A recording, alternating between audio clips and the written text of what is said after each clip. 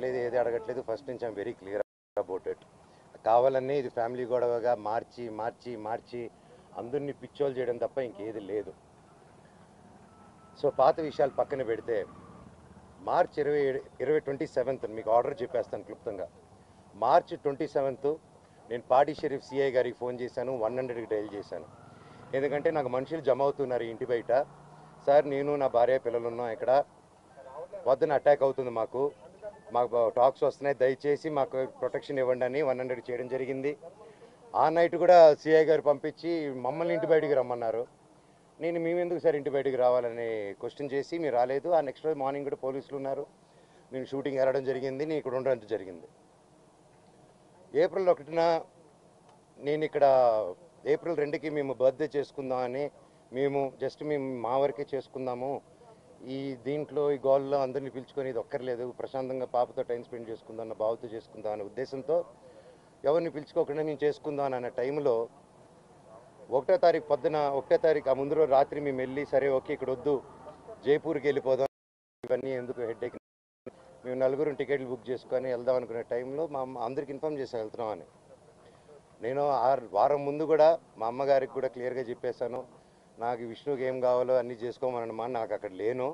నేను నా వైఫ్ నా భార్య కూతురి బర్త్డే సందర్భంగా మేము ప్రియాంప్ ఇచ్చేస్తాం, మాకు మీ ఆస్తి లేదు, ఇది ఆస్తి గొడవే కాదు, మా నాన్నగారికి ఎప్పుడో పెట్టేశాను, నాకు ఆస్తి వద్దు నాన్న, మీది ఆస్తి వద్దు, కానీ పిల్లల భవిష్యత్తుకి మీకు సంబంధం లేదా, అది దట్ ఈస్ ఎందుకంటే స్టూడెంట్స్ నమ్ముకొని వచ్చారు, వాళ్ళు నమ్ముకొని వచ్చారు, అక్కడ స్టార్ట్ అయ్యేంత దూరం వచ్చింది అది. ఈరోజు నాకు ఆశ్చర్యం ఏంటంటే సిఐ గారు మీరు ఇక్కడ ఉండట్లేదు కదా అన్నాడు నాతో.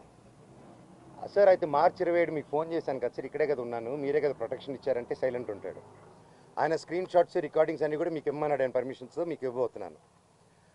అండ్ 1వ తారీఖున పొద్దున నేను ప్రెస్ బృందానికి లింక్ పంపించాను, వీళ్ళకి ఆల్రెడీ పంపించాను. ఏప్రిల్ నుంచి అప్పుడు డిసెంబర్ 8 స్టార్ట్ అయిన గొడవలకి ఈరోజు వరకు ఒక్క ఛార్జ్ షీట్ ఫైల్ చేయలేదు. ప్రూఫ్స్ ఇచ్చాను, కత్తులు గన్నులతో కొట్టరా అని చెప్పి మా మీదకి వచ్చారు, కర్రలతో వచ్చారు, గన్నులు తీశారు, ఇవన్నీ ప్రూఫ్ సిఏ దగ్గర ఉన్నాయి, అన్నీ ఉన్నాయి, మీకు చార్ట్ హిస్టరీ నేను ఇస్తాను. అయినా కూడా ఈరోజు పడలేదు. ఓకే సార్, సార్ కనీసం నా ఇంటికి దౌర్జన్యంగా వచ్చారు, ఆ రోజు పొద్దున్న నేను ఉంటే నా పెట్స్ ఉన్నాయండి లోపల, 3 పెట్స్ ఉన్నాయి, నా రూము అన్నీ నా చిన్నప్పటి నుంచి వస్తువులు, నా పిల్లల వస్తువులు, నా భార్య వస్తువులు. అంటే ఒక మగాడు నేను ఊరిలో ఉన్నప్పుడు లేని ధైర్యం, నేను ఊరు దాటిన వెంటనే జైపూర్కి పాపనెత్తుకొని వీడు పాప బర్త్డే బిజీలో ఉంటాడు, ఈ టైంలో కొట్టొచ్చని కేవలం విష్ణు ప్లాన్ వేసుకొని తెల్లారుజామున ఏప్రిల్ 1 5:40కి ఇదే రోడ్లో ఉన్న కెమెరా సీసీటీవీ, మా ఇంట్లోనే సీసీటీవీలు, వాళ్ళు ఫేమస్ కదా, పోయినసారి గొడవ అయినప్పుడు వాళ్ళు నా మీద కంప్లైంట్ వేసి వాళ్ళే సీసీటీవీ దాచిపెట్టారు. ఇప్పుడు కూడా మీరు వెళ్ళి అడగండి సీసీటీవీ వాళ్ళు ఎంటర్ అయింది ఎవరు, వాళ్ళు ఇస్తే సగం గుండు కొట్టుకుని తిరుగుతాను నేను వీధంతా, వాళ్ళకి సమస్య లేదు ఎవరు మీకు, ఎందుకంటే వాళ్ళు చేసింది దొంగ పని. నంబర్ 1, కమిషనర్ గారు బైండ్ ఓవర్ని క్రాస్ చేశారు, మల్టిపుల్ టైమ్స్ క్రాస్ చేశారు. జనరేటర్లో షుగర్ పోయడం దగ్గర నుంచి, మా వాళ్ళని కొట్టడం దగ్గర నుంచి, వాటర్ పంపులు ఇంటికి కట్ చేయడం, పగులు కొట్టడం నుంచి, కరెంటు కట్ చేయండి ఆ ఇంటికి అని చెప్పడం నుంచి, ప్రతి ఒక్కటి ఈ మనోజ్ గారి దగ్గర ప్రూఫ్స్ ఉన్నాయి. వాళ్ళ దగ్గర ఒక్క ప్రూఫ్ మనోజ్ మీద తప్పని చెప్పమనండి, నేను సాక్షాత్ అందరి కాళ్ళ మీద పడి నేను సారీ అడుగుతాను. ఒక్క ప్రూఫ్ చూడుకుని పోనీ నేను ఆస్తి అడిగినట్టు ఒక్క ప్రూఫ్ చూపిమనండి. వాళ్ళు చెప్పేది ప్రతిదీ అబద్ధం. ఏప్రిల్ 1వ తారీఖున దౌర్జన్యంగా 30-40 కార్లు, ఆ వీడియో కూడా ఇచ్చాను మీకు, 30-40 కార్లు ఇదే వీధిలో వచ్చి మా సెక్యూరిటీ గేట్లు దూకి స్టంప్స్లో బూతులు మాట్లాడి నా సెక్యూరిటీని కొట్టి 3 గంటల వరకు బంధించారు లోపల. నేను 100కి చేశా, పోలీసుకి చేశా, సార్ కమిషనర్ గారికి చేశా, డీసీపీ గారితో మాట్లాడారు మా వైఫ్, సార్ ఇలా అయ్యింది, పెట్స్ ఉన్నాయి, అన్నీ పగలగొడుతున్నారు, మా వస్తువులన్నీ లోపల, నా రూమ్ వస్తువులన్నీ పగలగొట్టేశారు, నా బాబు ఫొటోస్, నా పాప ఫొటోస్, చిన్నప్పటి నుంచి ఉన్న వస్తువులు, నా పాప కోసం ఉన్న చిన్న చిన్న నగలు మేము బర్త్డే కోసం కొనుక్కున్నట్టువి ప్రతిదీ పగలగొట్టి ఎక్కడేసారో కూడా తెలియట్లేదు. నా కారు, నా 2016లో కొనుక్కున్న నా కారు టో చేసుకొని ఆల్మోస్ట్ 9 ఇయర్స్ కారు, నాకు చిన్న నేను పాత వస్తువులు అన్నీ ఎత్తిపెట్టుకుని ఉంటానండి, నేను అవే వాడుకుంటూ ఉంటాను, అండ్ నాకు ఆ సోకులు లేవు. అది తీసుకొచ్చి ఆ కార్ని టో చేసుకొని తీసుకొచ్చేసి వెళ్ళిపోయి ఆ రోడ్డు మీద వదిలేరు. మా వైఫ్ కారు మినీ కూపర్, దాన్ని టో చేసుకొని తీసుకొచ్చి ఆ గ్రౌండ్లో వదిలేరు. ఆ గ్రౌండ్లో వదిలి అక్కడ కర్చీపులు కట్టుకొని రౌడీ షీటర్లు అందరూ దిగి దగ్గరుండి దాన్ని టో చేసుకొని మళ్ళీ తీసుకెళ్ళి అక్కడ వదిలేరు.